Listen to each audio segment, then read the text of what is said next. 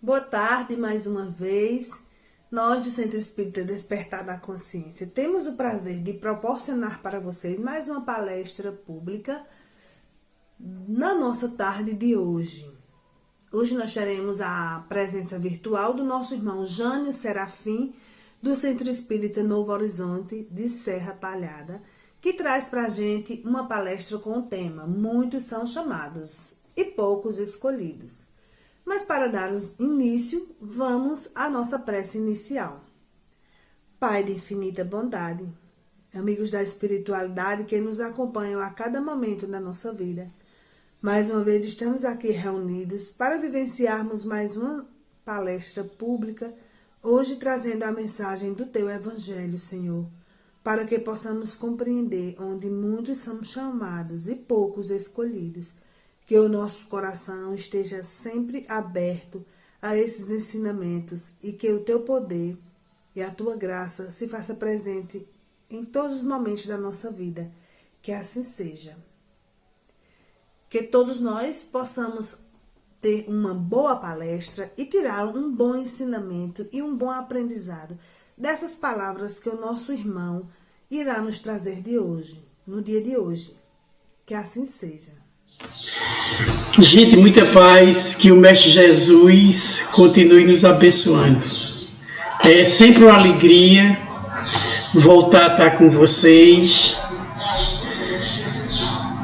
que possamos prosseguir nessa palestra, um tema tão interessante para todos nós. No capítulo 18 do Evangelho segundo o Espiritismo, intitulado Muitos os chamados, poucos os escolhidos. É a palestra de hoje. Fiz pensando no pessoal espírita, nos trabalhadores espíritas, para a gente refletir sobre isso.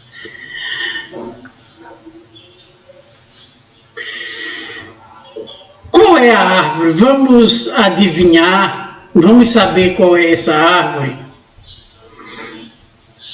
Aqui as raízes de uma árvore. Você sabe que árvore é? Outra raiz. Qual é o nome dessa árvore? É difícil a gente saber pela raiz. Pelo caule. Que árvore é essa? Esse outro caule aqui, que árvore? Sabemos qual é o nome da árvore pelo caule? Já que não sabemos, e pelas folhas, é possível a gente saber? Aqui temos várias folhas diferentes. Cada folha representa uma árvore. Que árvore poderá ser?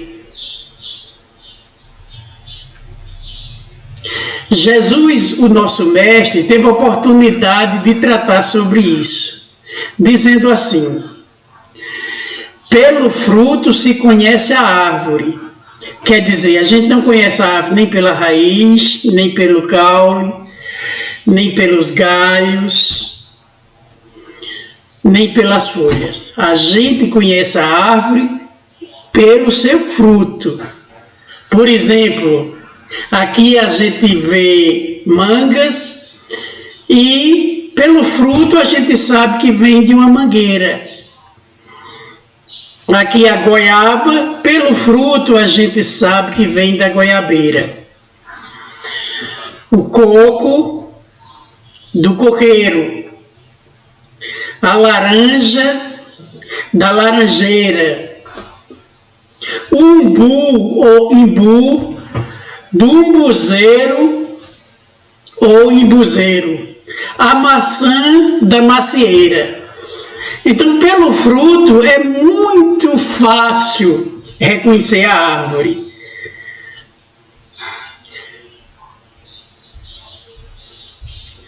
Foi isso que Jesus tratou. Assim também em relação às pessoas. Pelas suas obras é que a gente conhece as pessoas. né? Ainda seguindo o Evangelho, capítulo 18, a gente tem essa colocação na lição. Bastará dizer, sou cristão, para que alguém seja um seguidor de Cristo? Será possível que alguém diga, eu sou cristão, e por que ele falou isso? Ele segue Jesus?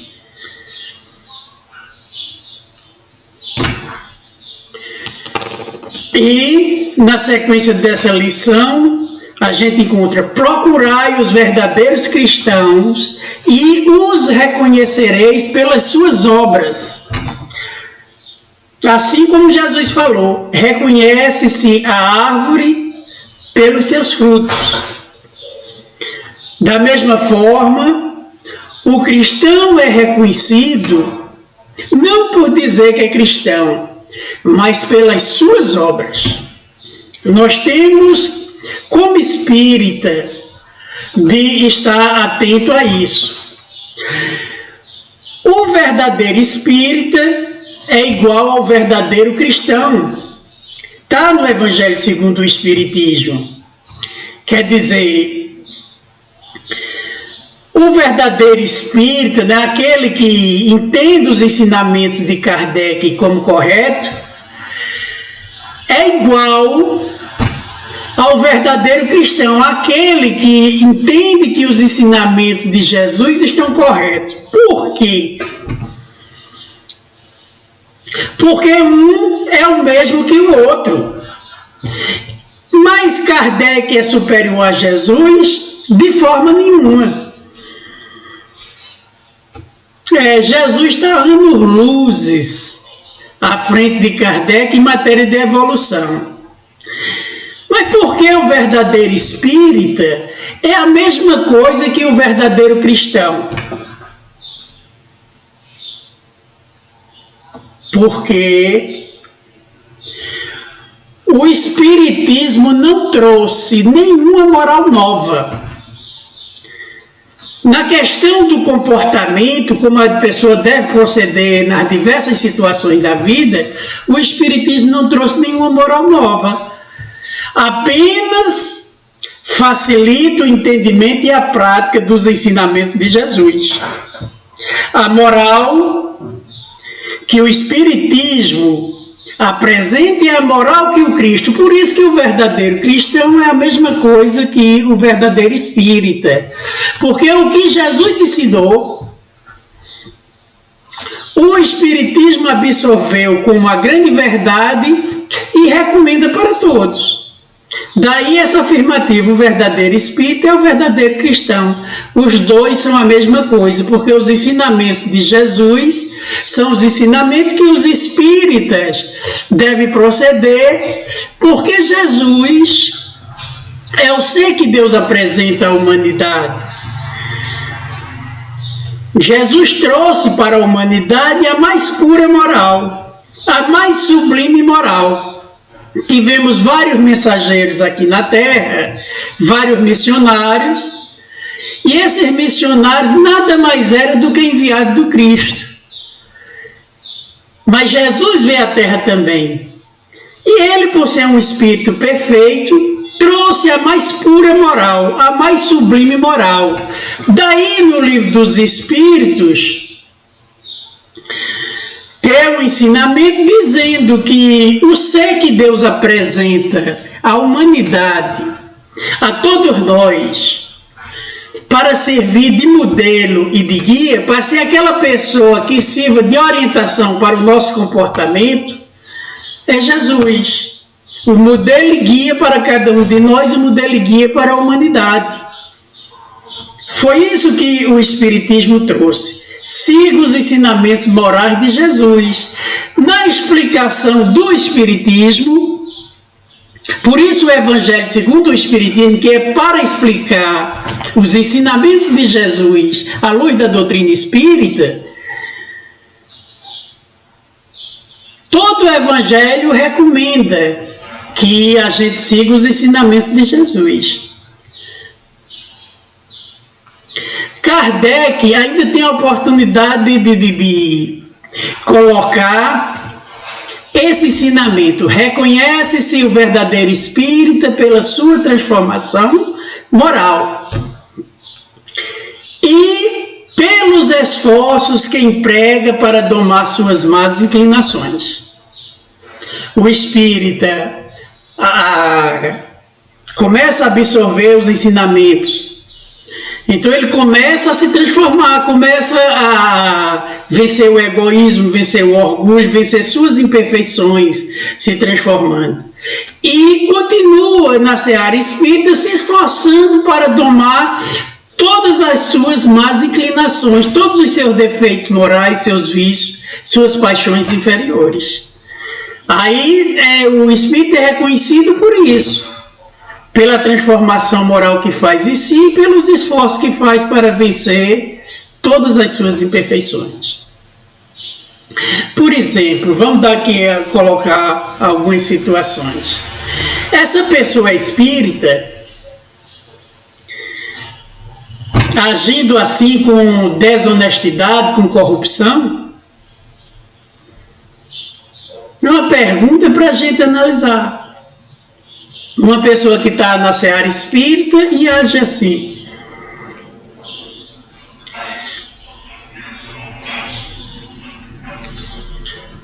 Uma pessoa que está na seara espírita e é fofoqueira, e é maledicente, e é caluniadora. Né? Tem aquela língua de cobra, como chama. É uma pessoa espírita. Uma pessoa que está na seara espírita e age com muita inveja, como diz, com o olho gordo, nos bens dos outros, desejando que os outros não se dê bem por inveja. É uma pessoa espírita. Uma pessoa que está na seara espírita, mas que é infiel. Na matéria afetiva, ela é desonesta com o parceiro ou a parceira. É uma pessoa espírita.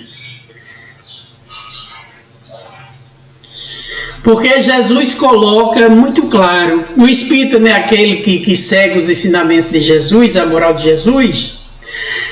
Jesus coloca muito claro: só faça aos outros aquilo que gostaria que os outros lhe fizessem. Outra colocação: essa pessoa é espírita,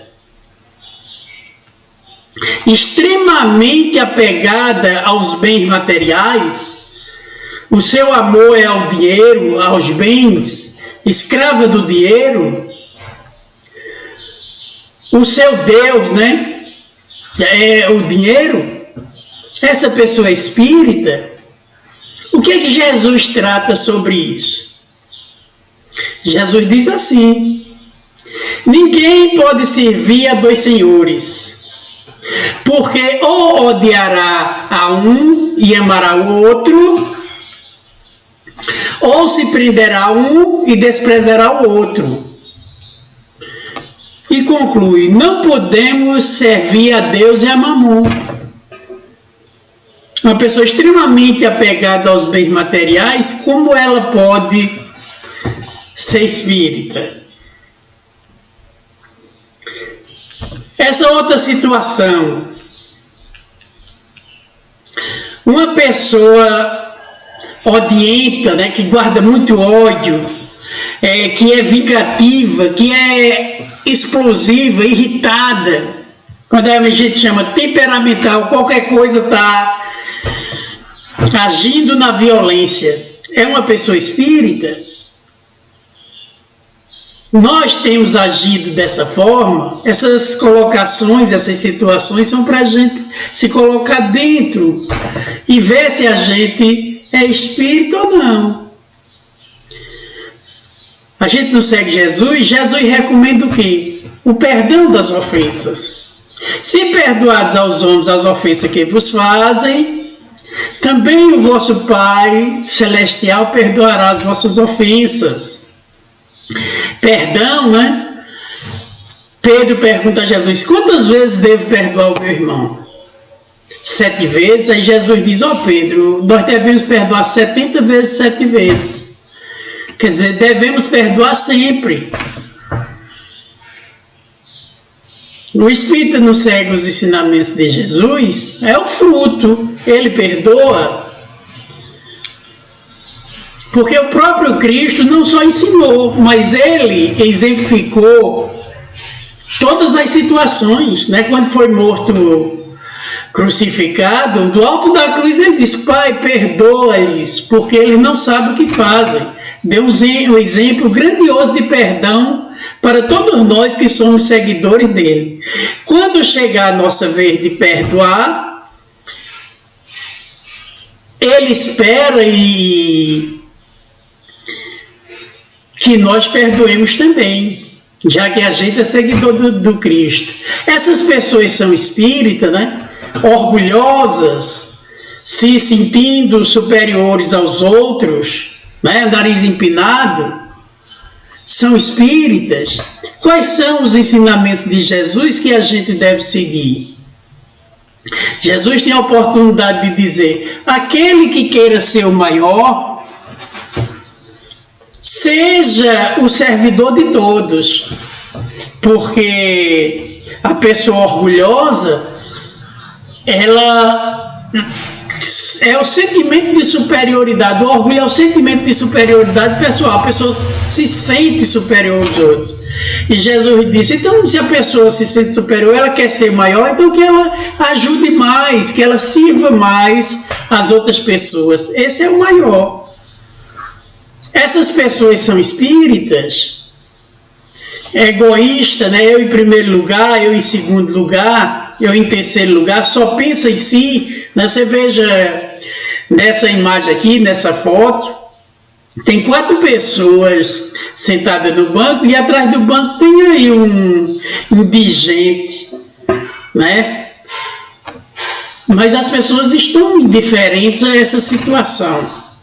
Se um deles for espírita e não está incomodado, não procura auxiliar esse irmão, aí é de perguntar: essa pessoa é espírita mesmo, vendo a necessidade do outro?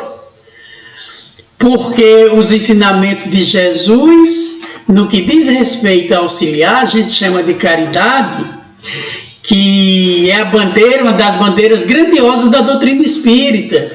Jesus diz: ó, tive fome e me deste de comer, tive sede e me deste de beber, era estrangeiro e me hospedastes, estava nu e me vestistes, adoeci e me visitastes, estive na prisão e foste me ver.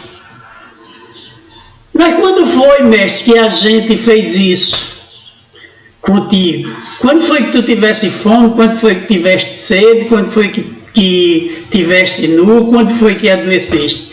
Aí Jesus diz: toda vez que fizeste a um desses meus irmãos, foi a mim que fizeste. Jesus considera que quando a gente faz ao bem a outra pessoa, na verdade está fazendo bem para ele.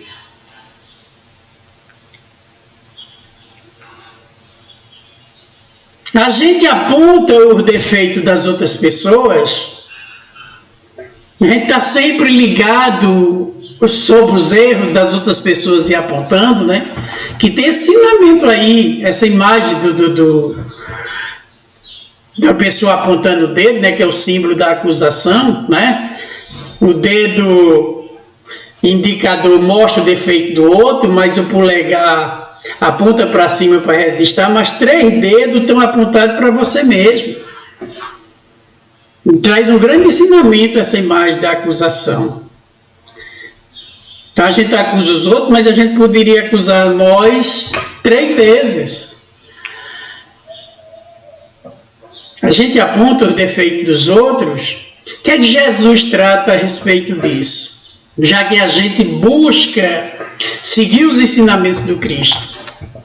Como é que vedes um cisco no olho do vosso irmão e não conseguis ver a trave que está no teu olho? Como é que você sempre aponta, sempre vê o defeito dos outros e não vê o seu defeito, não vê os seus defeitos. Essa outra pessoa é espírita, essa pessoa que julga os outros, se coloca na posição de juiz das outras pessoas, dos erros dos outros. O que Jesus tinha a dizer a respeito disso? Jesus, na situação de juiz, Jesus diz: aquele que tiver sem pecado, atire a primeira pedra.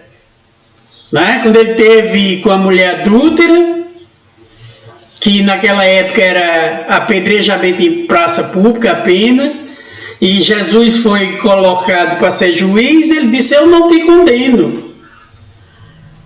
E aproveitou, deu um conselho: vai e não peques mais. E aquela mulher saiu feliz da vida. Então Jesus, na condição de juiz, não condena. Tá certo? E coloca mais: olha, por que a gente deve condenar se a gente tem outros defeitos? E às vezes até o mesmo defeito que a gente está condenando. Essas pessoas são espíritas,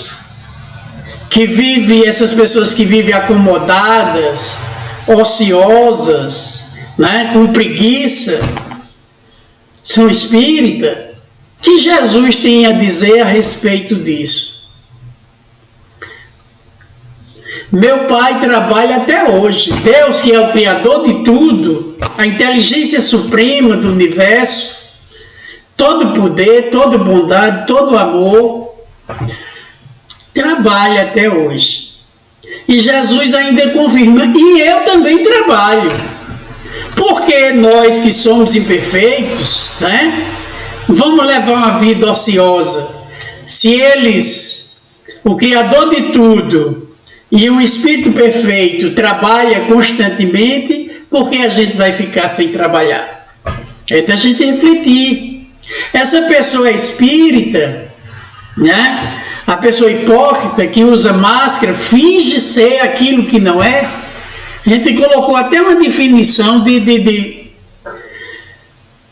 da hipocrisia. O que é a hipocrisia? É o ato de fingir crenças, virtudes, quer dizer, qualidades morais, ideais e sentimentos que a pessoa, na verdade, não possui. Quer dizer, a pessoa vive de máscara, apresenta ser aquilo que não é. Uma pessoa hipócrita. E no que diz respeito à religião, a gente trouxe essa imagem, né? Nessa imagem aqui, a gente vê as ovelhas, certo? Que é símbolo do rebanho de Jesus, mas dentre as ovelhas tem um animal diferente ali. Tem um lobo. Então, cuidado com os falsos profetas. Eles veem a vocês vestidos de pele de ovelha, mas por dentro são lobos vorazes. Quer dizer, mesmo dentro das religiões, tem pessoas que fingem ser religioso para se dar bem, para enganar. Tá certo? São lobos em pele de ovelha. Ou esse outro ensinamento que corresponde à mesma coisa, né? A gente tem um túmulo, tem o cemitério aí, tem muitos túmulos brancos, né, caiado. Aí diz assim: ai de vós, mestres da lei e fariseus hipócritas. Mestre da lei, aqueles que conheciam as leis religiosas, né? E fariseus hipócritas, vós sois como sepulcros caiados. Por fora parecem belos, mas por dentro estão cheios de ossos de morte e de toda podridão. Se é aquela pessoa que está numa religião, inclusive na casa espírita, tem aquele ar de santidade na casa espírita, de bondade, mas não é absolutamente nada daquilo. É um fingimento, certo? Aí Jesus chama de sepulcro caiado, ou lobo em pele de ovelha. E recomenda sempre o amor. que é a virtude maior, né? Ama a Deus, ama a teu próximo e ama a ti mesmo. Amemos a nós mesmos, amemos o próximo e amemos a Deus. Essa é a recomendação do Cristo para nós espíritas, já que Ele é o nosso modelo e guia. E essa daqui também é muito importante. Ama teu inimigo. Faz o bem aos que te odeiam. E ora pelos que te perseguem e caluniam.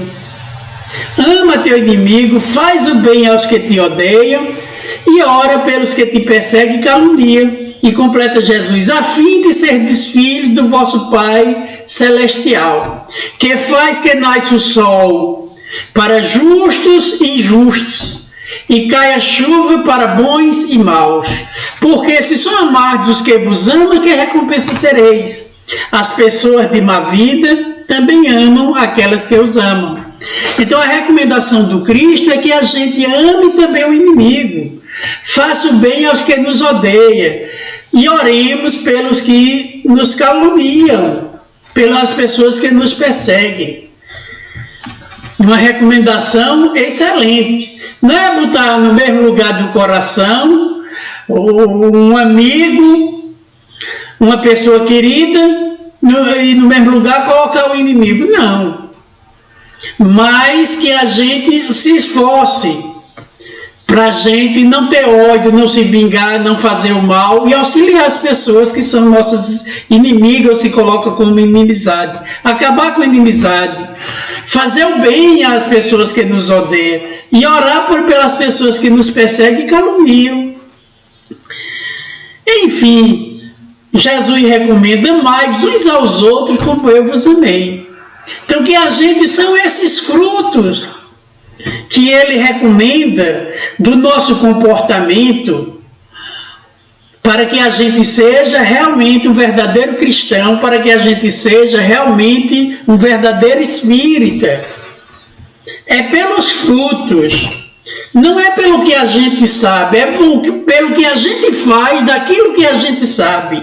O exercício dos ensinamentos de Jesus no dia a dia, no nosso lar, no nosso trabalho, na sociedade.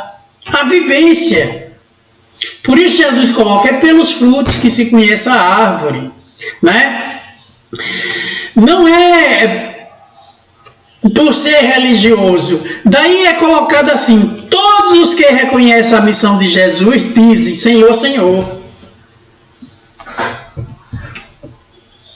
E completa: de que serve, porém, lhe chamarem mestre ou senhor, se não lhe segue os seus ensinamentos? Todos que conhecem a missão de Jesus, né, a grandiosidade de Jesus, o governador da terra, o modelo e guia que é apresentado para todos nós por Deus,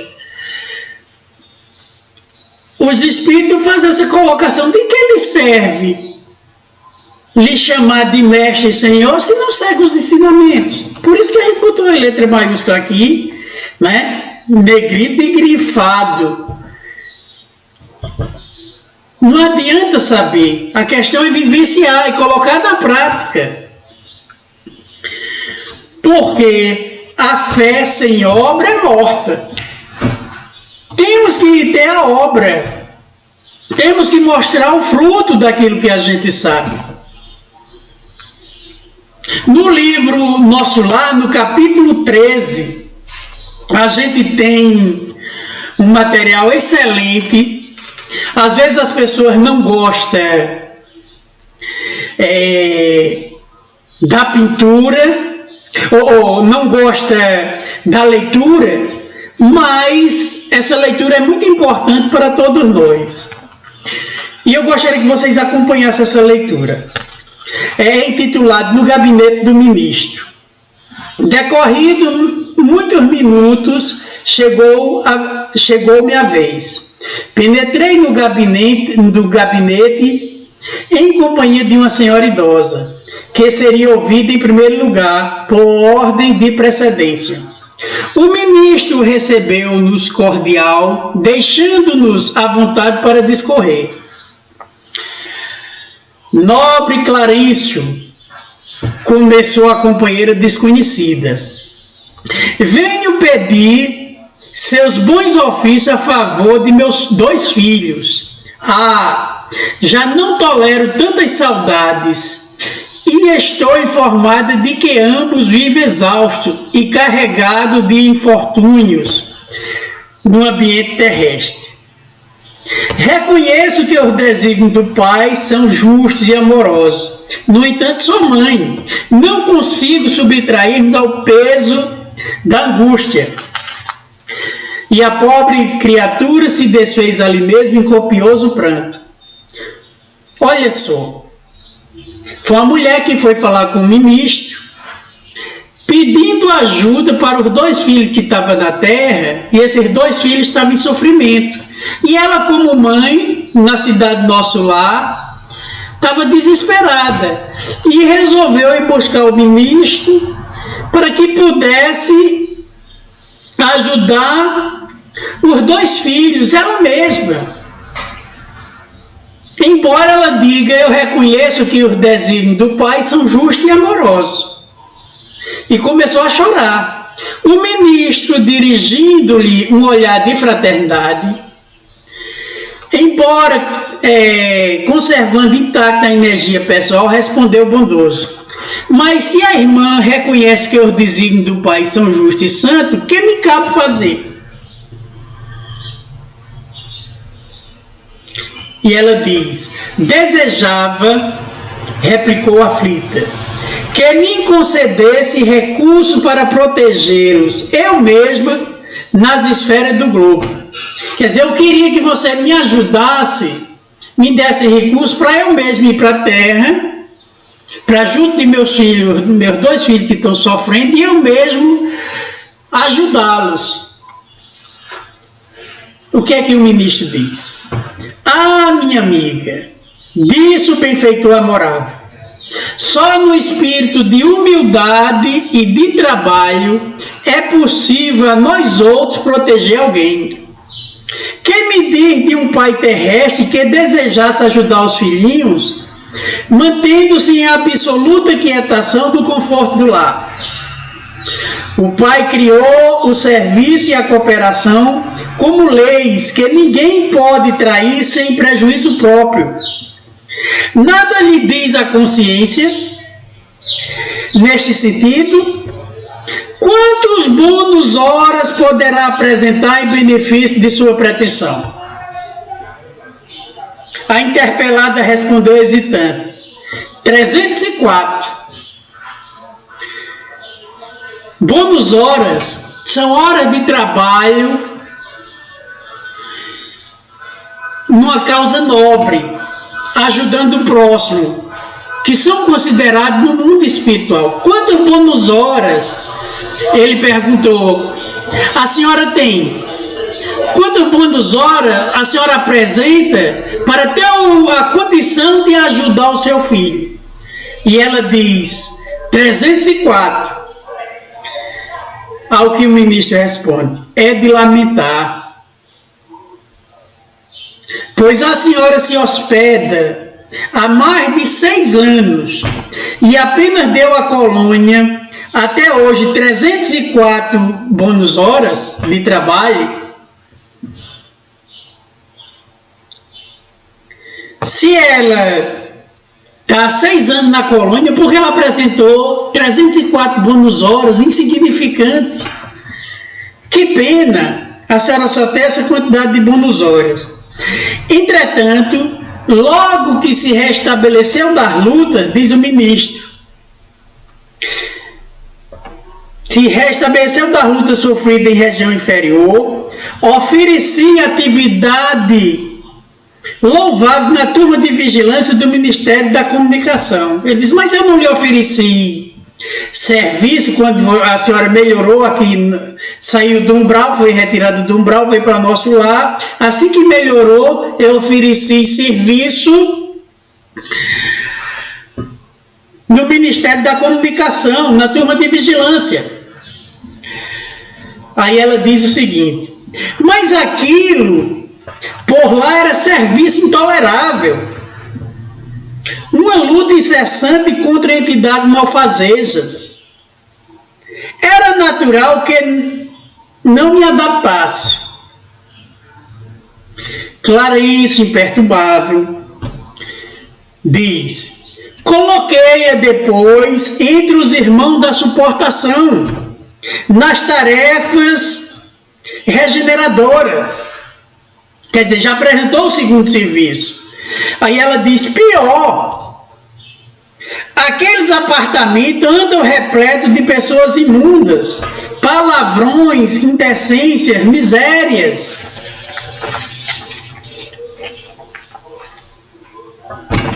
Reconhecendo suas dificuldades, esclareceu Clarice, enviei-a para cooperar na enfermagem dos perturbados, já o terceiro serviço que ele oferece na cidade Nosso Lar para ela. Reconhecendo suas dificuldades, enviei-a para cooperar na enfermagem dos perturbados. Ela disse: mas quem os tolera senão os santos? Fiz o possível, entretanto, aquela multidão de almas desviadas assombra a qualquer um. Não ficar aí meus esforços, replicou o benfeitor sem se perturbar. Localizei-a nos gabinetes de investigação e pesquisa do Ministério do Esclarecimento. E, contudo, talvez enfadada com as minhas providências, a irmã se recolheu deliberadamente aos campos de repouso. Então, depois do quarto serviço que ele ofereceu na cidade Nosso Lar, a irmã não quis e foi para os campos de repouso.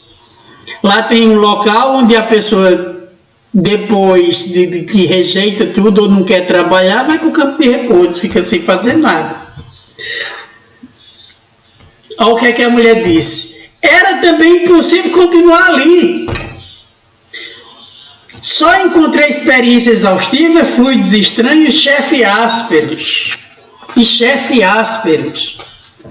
Aí o ministro falou: pois note, minha amiga, o trabalho e a humildade são as duas margens do caminho do auxílio. Para ajudarmos alguém, precisamos de irmão que se faça cooperadores, amigos, protetores e servos nossos.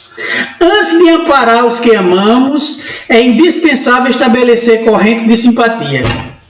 Sem a cooperação é impossível atender com eficiência. O camponês que cultiva a terra alcança a gratidão dos que saboreiam os frutos.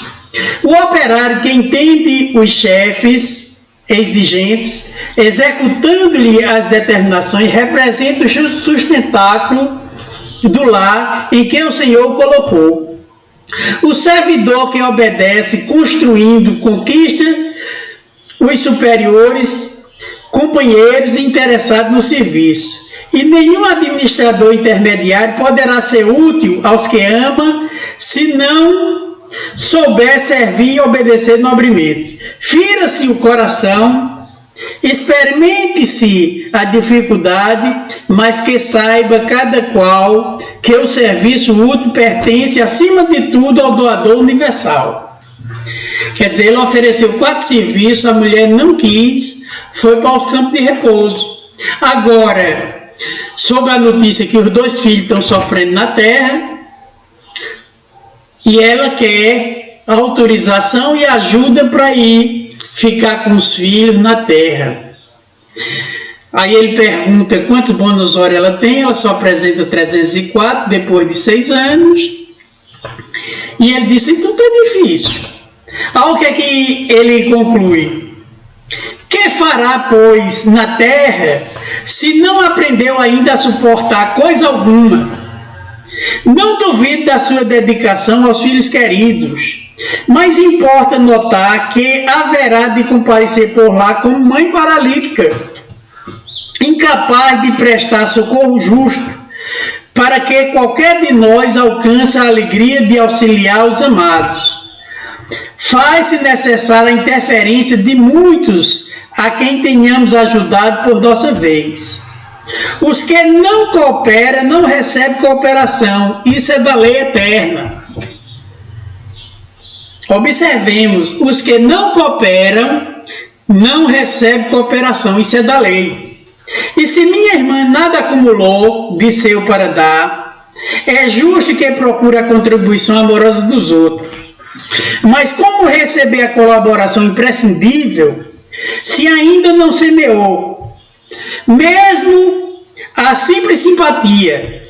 Volte aos campos de repouso, onde se abrigou ultimamente, e reflita. Examinaremos depois o assunto com a devida atenção. Então, disse, não, vá para o campo de repouso e reflita. Veja o que você está fazendo. E vamos ver como é que a gente vai resolver essa situação. Sentou-se a mãe quieta, enxugando as lágrimas copiosas. Em seguida, o ministro fitou-me compassivamente e falou: aproxime, meu amigo. Levantei-me, hesitante para conversar. Agora era a vez de André Luiz. E ele estava preocupado, que viu que lhe antecedeu tinha jogado várias oportunidades, 4, de trabalho no nosso lar, e não estava em condições de ajudar os próprios filhos. Que a gente possa refletir sobre isso, sobre isso. Mais na frente, André Luiz, visitando um setor do hospital muito pesado, ele, que era médico aqui na Terra, narra como foi que começou a trabalhar na cidade do nosso lar. Ele estava nesse hospital e tinha muito irmão sofredor e de vibrações pesadas. Aí peguei essa parte aqui para a gente refletir. Começaram ambos a expelir negra substância pela boca, espécie de vômito escuro e viscoso, com terríveis emanações cadavéricas. Ele estava no setor e 2 irmãos começaram a vomitar. Então ele observa aquela situação e narra: grande número deles deixava escapar a mesma substância negra e fétida. Foi então que instintivamente me agarrei aos apetrechos de higiene e lancei-me ao trabalho com ardor. Foi aí que ele começou a limpar os vômitos. E olha que ele era médico na Terra, mas ele começou a limpar vômito. O serviço continuou por todo o dia, custando-me abençoado suor. E nenhum amigo do mundo poderia avaliar a alegria sublime do médico que recomeçava a educação de si mesmo na enfermagem rudimentar. Apesar dele estar limpando o vômito de espíritos extremamente sofredores, que ele estava feliz da vida. Ninguém poderia avaliar, como está no texto, ninguém do mundo poderia avaliar a alegria dele, que era médico, mas que recomeçava a educação de si mesmo na enfermagem rudimentar. É para a gente pensar direitinho. Então, meus irmãos, nesse capítulo 18, a gente tem a oportunidade de refletir sobre isso. Reconhece-se, é até uma lição, o cristão pelas suas obras. Não reconhece o cristão pela sua religião, reconhece o cristão pelas suas obras. É até um título de uma lição. Mas no que diz respeito a nós outros, quais são as nossas obras? Cada um de nós perguntemos a nós mesmos: quais são as nossas obras? Quais são as suas obras?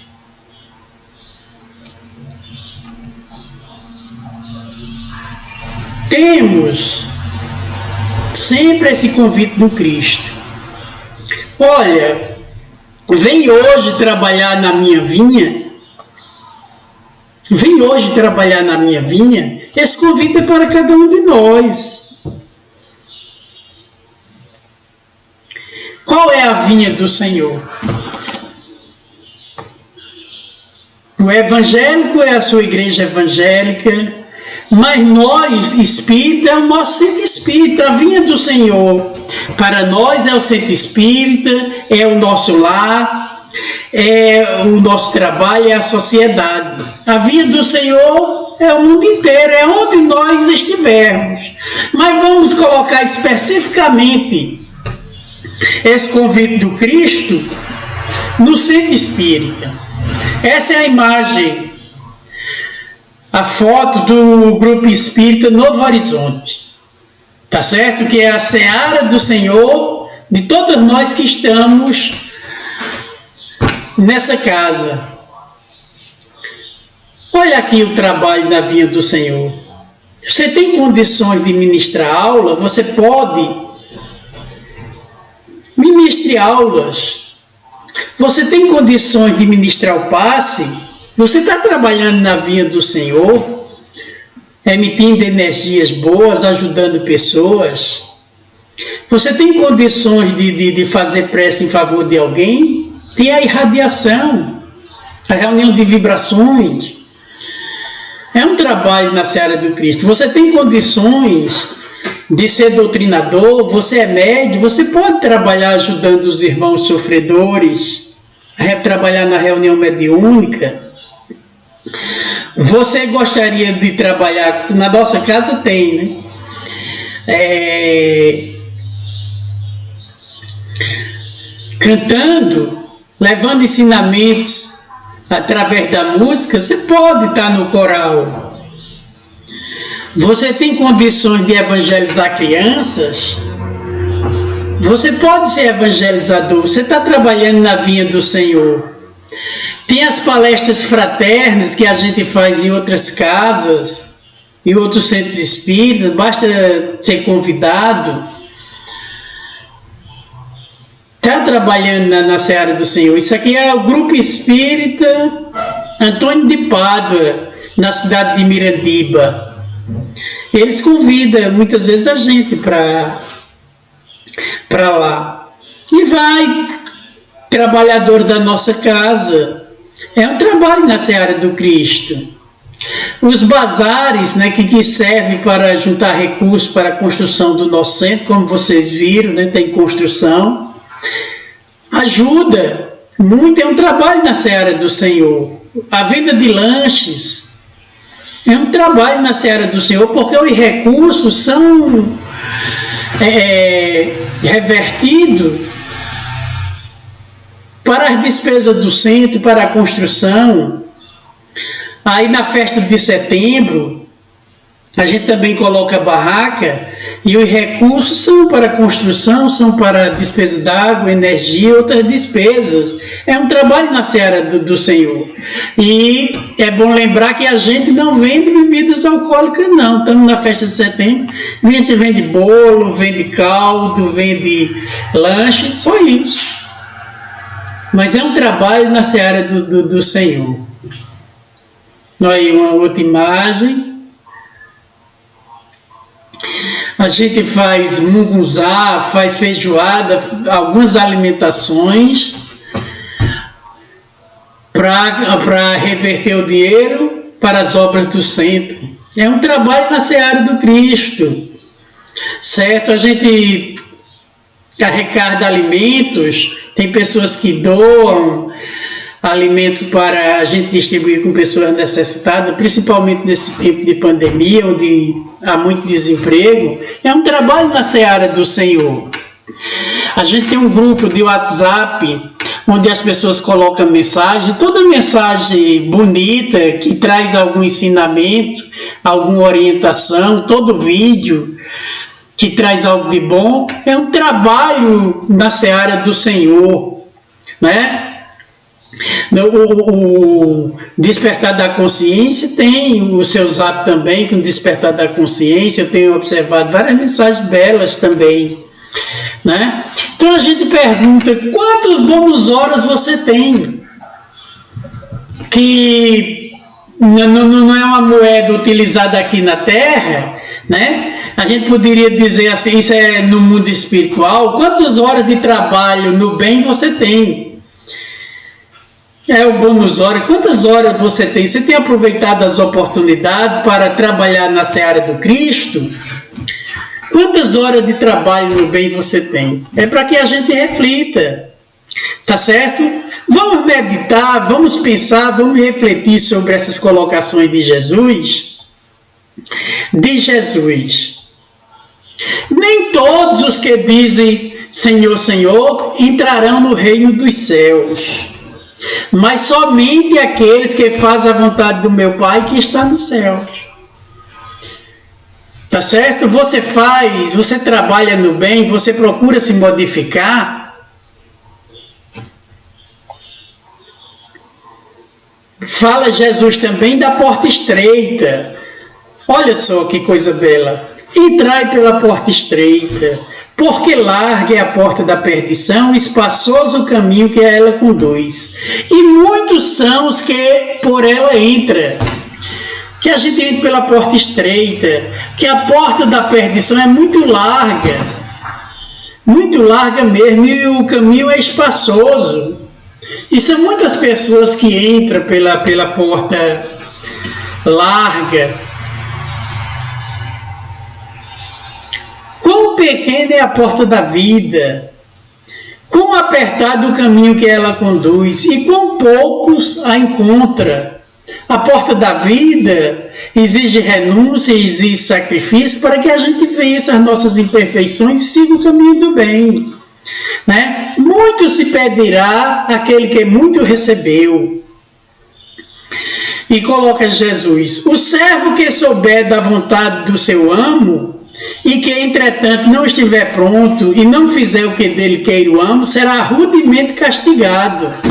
A pessoa sabe qual é a vontade do seu Senhor, mas não pratica.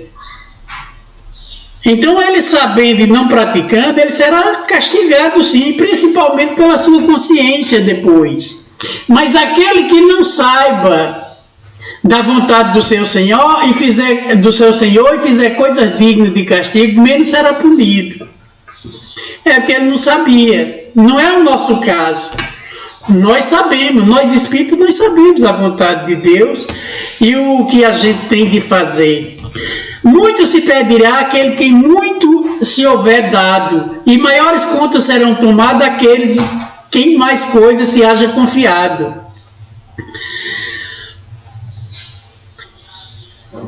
Então, meus irmãos, nós fomos chamados para trabalhar na vinha do Senhor. Todos nós somos chamados para trabalhar na vinha do Senhor, na seara espírita. Agora, o que fazer para ser escolhido?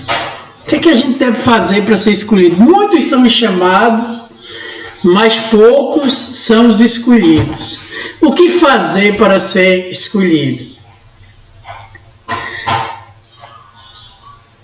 Trabalhar no bem.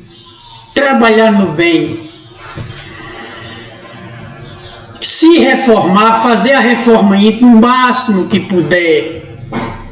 Melhorar, vencer suas imperfeições. E ser um homem de bem. Né? Lembra da lição, um homem de bem? O verdadeiro homem de bem é aquele que pratica a lei de amor, de justiça e de caridade na sua maior pureza. Sempre interroga a sua consciência se não fez o mal e se fez todo o bem que podia. Então, que a gente procure trabalhar na seara do Cristo, que a gente procure trabalhar na nossa reforma íntima, vencer as nossas imperfeições, e que a gente procure ser um homem de bem. Então, a gente será escolhido, porque chamados já fomos. Que Jesus abençoe a todos nós, que fiquemos na sua paz. Muito obrigado. E então, gostaram? Então, que nós possamos sempre estar com o coração aberto para a nossa missão nesse planeta. Que nós tenhamos sempre esse compromisso, nós tenhamos sempre o desejo de assumir esse compromisso que nós nos comprometemos ao vir para esse planeta. Que o Senhor Jesus nos abençoe e vamos à prece final. Senhor Deus, amado Mestre Jesus, amigos da espiritualidade, agradecidos estamos por mais uma palestra, por mais um ensinamento. Que o teu coração possa sempre iluminar o nosso coração, Senhor. Que o teu amor esteja sempre conosco. Que nós possamos ser sempre essas pessoas que se dedicam e que assumem o compromisso na tua seara divina. Que assim seja.